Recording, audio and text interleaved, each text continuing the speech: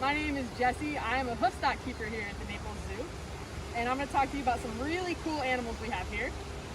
With me right now is Zuri, and also here running around are Tyler, Leah, and Carrie. Now, when people come, they often think that Tyler, Leah, and Carrie are Zuri's babies, but they're actually two different species. Zuri here is a yellow-backed duiker. She's a species of antelope that's found in the forests of Central and West Africa. And then the Muntjac, or is what Tyler, Leah, and Carrie are, they're Reeves Muntjac, which are a species of small deer that's found in Taiwan and Southeast China. So one thing that makes it easy to distinguish Tyler from the girls is he has antlers. Antlers are bones that are shed once a year, and then they regrow every year. So Tyler will shed his antlers here in a little while and start working on a new pair for next year. This is different from horns. Animals with horns get one set of horns per their lifetime. They're made of a keratin sheath, which is what your fingernails are made out of. So another cool feature that Muntjac have is called a pre-orbital gland. It's a scent gland that you can see right underneath his eyes. And what they do is they will rub their faces on things and use the secretions from those glands to mark their territory and communicate with other Muntjac. One thing that distinguishes Muntjac from other deer species is they are omnivorous, which means they eat both plants and meat. So Muntjac's typical diet in the wild is plant material like leaves, grasses, fruits, nuts, sometimes bark, but then they will also eat eggs or carrion opportunistically when they can. So Zuri is a yellow-backed duiker, like I said.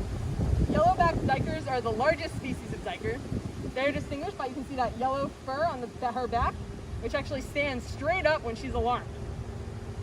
So the name duiker comes from the word dive or diver, which is appropriate because when duikers are alarmed, they'll actually dive into the underbrush to try and hide. So some cool features that Zuri has, as you can see, she has horns. So different from Tyler's antlers. So she gets one set of horns for her lifetime. So if something were to happen to her and she were to break one of her horns off, she would start to look like a unicorn. It wouldn't regrow.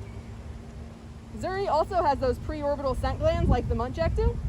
So she uses those to communicate and mark her territory. Duikers are entirely herbivorous. So Zuri, here we feed her grain, hay, alfalfa, browse, produce, and she really loves peanuts and peanut butter. Her other favorites are starfruit, pumpkin, and banana. So one thing that Zuri really loves to do is lick things and groom things.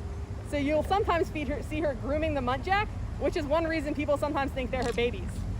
She sometimes even likes to groom us, her keepers. So some enrichment that Zuri really likes when we give her is we'll put honey or peanut butter or oatmeal on different things for her to lick it off.